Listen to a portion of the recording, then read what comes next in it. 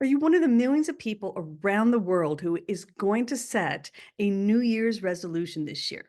If so, I invite you to not be part of the 80% who fail and give up by mid-February. My name is Dr. Diane Gehart. I have been a psychotherapist and researcher for over 30 years, and I have been helping thousands of people achieve their goals. And today I want to share with you how to actually set a goal and achieve it using psychology hacks that I have learned over the years. And the truth is, most of us are pretty good at step number one, but almost no one knows about step two and three. And this is going to totally transform any goals you try to set for the rest of your life. So let's get started. The first step to setting a goal that you actually achieve is to come up with a good goal. Now, many people have learned about SMART goals, which are specific, measurable, attainable, realistic, and time-bound. Couple different variations on what SMART stands for. It's all very similar. And that's generally pretty good guidelines. And so if you're already using SMART goals, that's good. I'm just going to add a little bit to this in this first step. And if you haven't heard of SMART goals, I'm going to make it even simpler. So the first thing is you need to set a goal that is stated in positive terms, in terms of things that you are going to be doing. So let's say your goal is to, let's say, lose 10 pounds, a really common one for many people, to set a goal that's vague, like look better, lose weight. Again, not specific enough and not positive enough. And so you can have that general, I consider that like an aspiration, but we want to bring it down to something that is positively stated as something that you are going to do and not something you're not going to do. So simply saying I'm not going to eat junk food is not a positively stated goal. That is a negatively stated goal. It's something you're not going to do.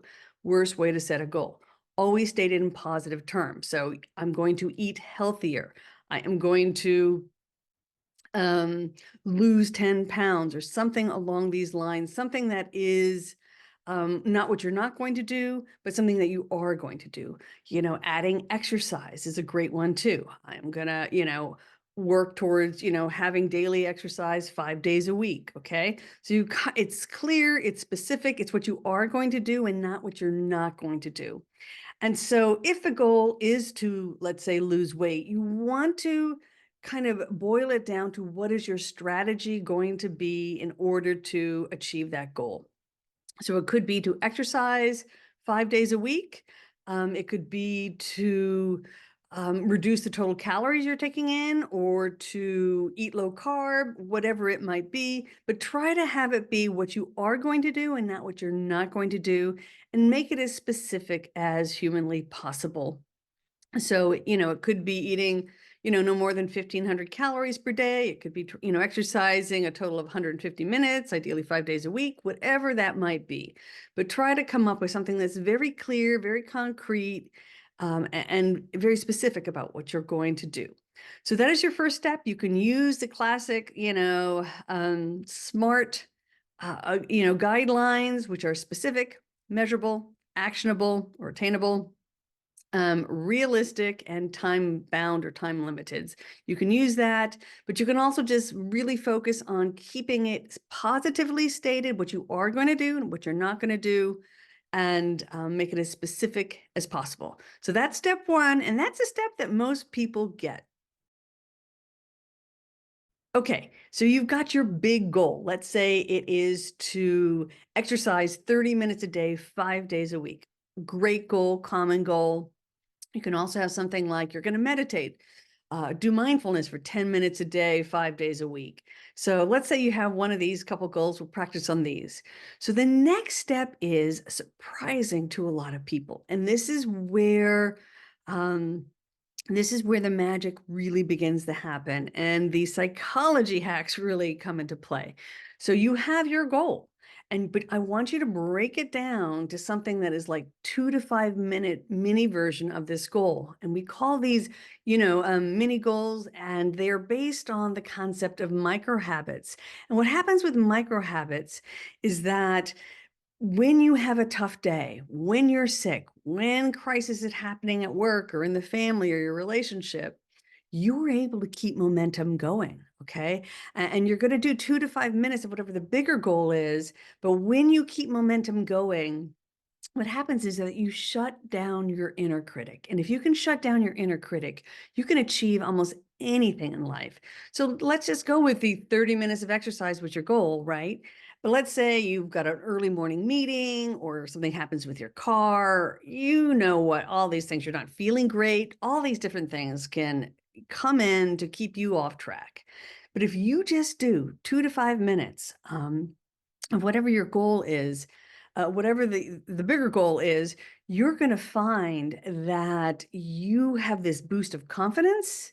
You kept a promise to yourself. There's this sense of almost integrity that comes in, and you're not losing momentum and you feel better about yourself. And so you don't spiral into this negative inner self-talk that derails 80% of people when they're trying to achieve a goal.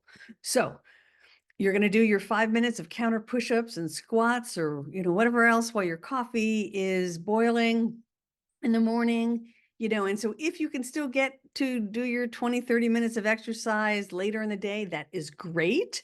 But just knowing you have gotten in a mini workout routine is going to totally change how you see yourself, how you feel about your goal, and the momentum that you are making towards your goal. So these micro habits are transformational. They are life transformational, and you can really apply them to any area in your life. I'm a psychotherapist, so I actually have a whole free course on how to use, you know, 5 minute mental health hacks to improve your mental health. But I do this. This is how I write my books. I write 1,500-page manuscripts, 5 minutes a day. I've written a TED Talk, 5 minutes a day. This is how I manage my stress. I start with little micro habits around meditation and journaling, exercise. You can take this micro habit approach and apply it to anything going on in your life.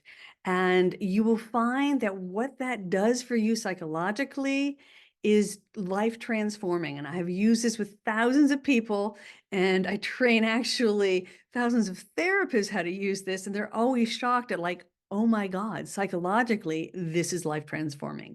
So take your big goal, whatever it is, and find a 2 to 5 minute mini version of that goal to do when you're experiencing stress, when life kind of gets off track, to just keep that momentum moving forward. Okay, this last one is one that very few people have heard of. Well, in fact, I think I ended up making it up to help all my clients and to help myself achieve goals. So I call it the placeholder goal. So we have the micro habit of 2 to 5 minutes going, right? But then I am going to ask you to put in a placeholder and define a placeholder goal for your whatever you were trying to achieve. And the placeholder, we're going on a theme here, is going to be a 30 to 60 second version of whatever that bigger goal is. So if your bigger goal, let's say, was that 30 minutes of exercise, you are going to do 60 seconds of counter push-ups. I always pair this with my morning, coffee routine or tea routine. I'm a tea drinker, really. But while the water is boiling, I make sure I touch on the main goals that I am working on.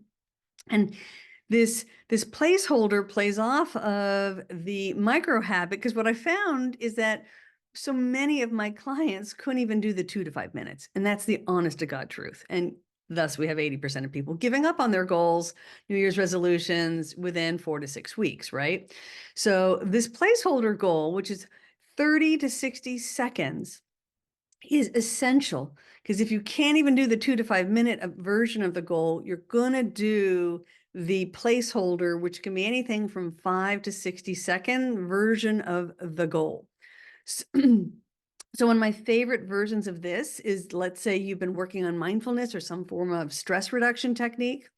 I literally want you to take 3 to 5 minutes to either do some mindful breathing. You can mindfully watch steam rise off of your coffee cup or teacup. There's something called a water meditation where you literally just take 2 to 3 seconds to sip water mindfully. And I use this, at stressful days at work. I will just take a few sips of water and just mindfully, try to quiet my mind, just notice the taste of the water to reset. And these placeholder goals are truly miraculous. And I have had multiple clients tell me that it was life transforming. I had one person who, turned the whole tide on her depression with one counter push-up. And obviously the one counter push-up didn't do it. It was, she kept her promise to herself and she reconnected with a part of herself that was strong, that was resilient. And it's like it ignited something in her that totally shifted how she saw her life and her motivation to change things going forward. So this placeholder goal is for your really bad days where you can barely muster 5 seconds, 10 seconds, 30 seconds to work towards your goal. But these are the ones that just are life transforming, and they really shift your inner dialogue. They shift how you see yourself. They quiet the inner critic even more than the 5-minute goal.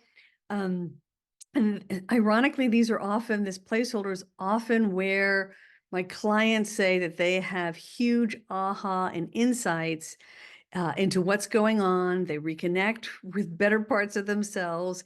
And this is what can really change things for so many people. So let's put it all together. You're going to set a big goal stated in what you're going to do, not what you're not going to do, and making it as specific as possible. And so this could be, meditating for 10, 20 minutes a day, exercising for 30 minutes a day, changing up your diet, right? And then you're going to break that down to a 5-minute version, 2 to 5 minute version. And then you're going to take that and you're going to break it down again to a 5 to 60-second version of the goal that you are going to do on your most down, awful, terrible, horrible, no good day. And again, what's happening with all of these is that you are making continual progress. There is momentum moving in the direction that you don't lose, and you quiet that inner critic. And when you quiet that inner critic, you can do most anything in life. And if you've enjoyed this, I invite you to check out my free 5-minute mental health hack where I go into kind of setting all the alarms and the structure to make sure you remember to do the big goal or the little goal or the 5-minute goal or the placeholder goal.